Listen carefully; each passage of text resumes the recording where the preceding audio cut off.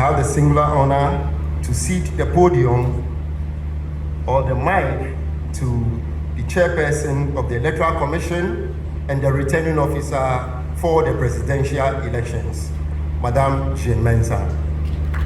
And international press and media houses. Shall we see your hands? The local and international press houses with us. And last but not the least, I would like to acknowledge the supporting staff, members of the security services, as well as the members of the ambulance services that were able to come on short call. Thank you very much for coming. At the high table, we have Deputy Chair in charge of Corporate Service, Dr. Bosman Eric Asare.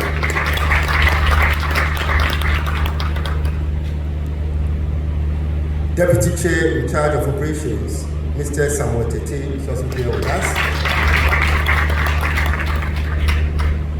And the chairperson, the returning officer, Mrs. Jane Adukwe-Mensah.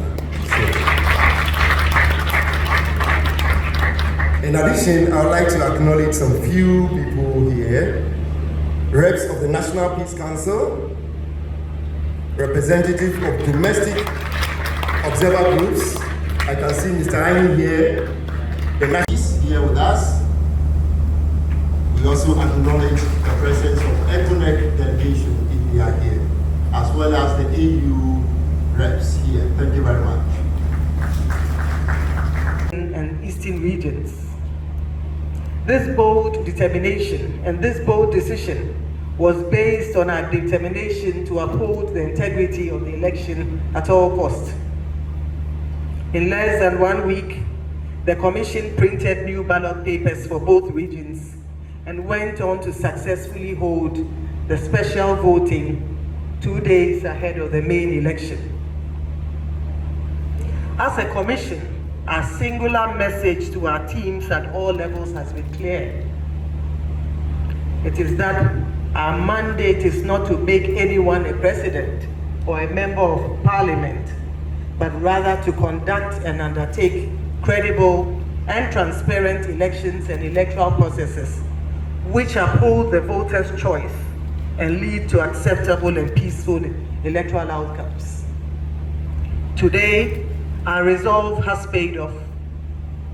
We have conducted elections that are fair, elections that are free, elections that are credible, elections that are transparent, elections that are peaceful, and elections whose outcomes are acceptable by all. So transparent are our processes that any interested political party, media house, or citizen could collate with near precision the results of the election, attesting to the resilient and robust processes built over the years. And we witnessed this with the concession of the Vice President, even before the declaration of the results by the Electoral Commission.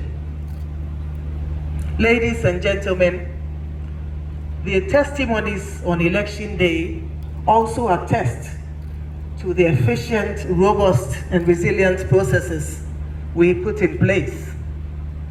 Many citizens testified to the seamless processes they witnessed at the polling stations. The average time spent at the polling station was around 5 minutes compared to several hours and several minutes prior to the 2020 election. Citizens also attested to the efficiency of the biometric voter devices, the biometric verification devices employed to ensure that one man, everyone has one vote. The system worked efficiently and ensured that the voter who registered was indeed the person who voted. We are confident that the 2024 election will further cement trust in our electoral processes and reduce the suspicions that typically characterize elections on the continent. At this juncture, I would like to thank all of you who journeyed with us to ensure the success of the 2024 election. To our staff, both permanent and temporary, we say, Ayiko, you have worked hard, put in long hours, plowed the field, and done the spade work at the risk of your own lives to bring us a successful outcome. Our hearts go out to our staff who were manhandled during this time. We wish you well, and we ask the good Lord to bless all of you. To our media partners who have journeyed with us and enabled us to bring the commission to the doorstep of every Ghanaian, we say thank you. To the Ghana Police Service and to our partner, the National Peace Council, we say Ayiko. We thank all of you, the good citizens of Ghana, who have believed in us and allowed us to serve you. To our dear families and friends who have journeyed with fair, transparent, and peaceful elections that have expressed, elections that have ensured that the will of the people as expressed at the polls, elections that have guaranteed that every vote counts. As a country, we take pride in the fact that our electoral processes, initiated since 1992, uphold and guarantee the voter's choice. We take pride in the fact that the voter's choice, as expressed at the polls, is sacrosanct. Ladies and gentlemen, the last 4 years have been spent in injecting and infusing 4 key elements into every aspect of our work. And those elements are transparency, accountability, responsiveness, and inclusiveness. As such, we started the year poised and ready to conduct credible elections. We were conscious that elections were an event and not a process.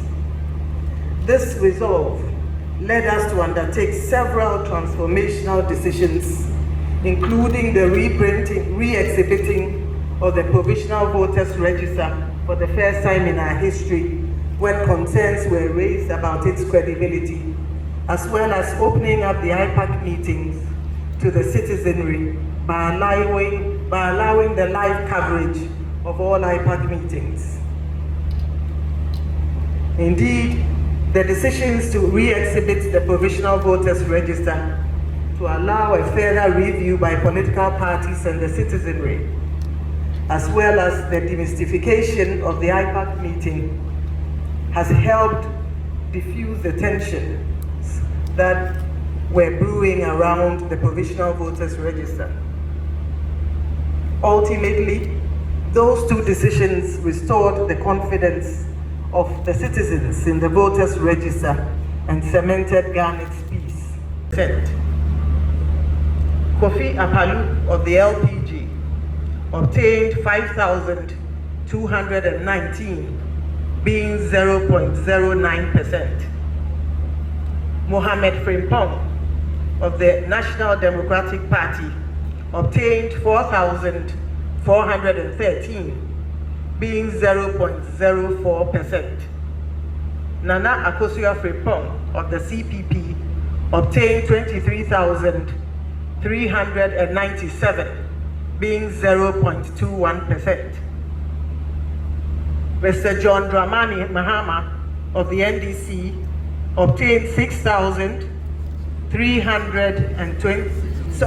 million.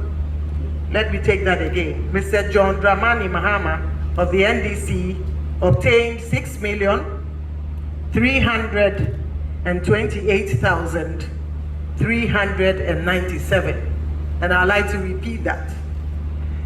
Mr. John Dramani Mahama of the NDC obtained 6,328,397, being 56.55%. Mr. Hassan Ayariga of the APC obtained 17,461, being 0.16%. Mr. Kofi Kranting, independent candidate, obtained 3,320, being 0.03%. Mr. George Chumberima Edu, independent candidate, obtained 3,091, being 0.02%. Nana Kwame Biediaku, independent candidate, obtained 84,478, being 0.05%. Mr. Alan Kojo Tremating, independent candidate, obtained 31,202, being 0.28%. The total valid votes cast add up to 11,191,422. Total rejected votes 239,109. Total votes cast 11,430,531. It's important to mention that the total registered voters add up to 18,774,159. And the percentage voter turnout based on the 267 constituencies stands at 60.9%. 60.9% based on the 267 constituencies. And as I mentioned, this does not include the 9 constituencies whose results we are yet to receive. Ladies and gentlemen, as mentioned earlier, results from the 9 constituencies are still as outstanding. The 9 constituencies are Ewutu Senya East, in Sawam, Aduajiri, Akwetia, Suhum, Techiman South, Domi Kwabenya, Ablekuba North, Ahafo Anon North, and Damango.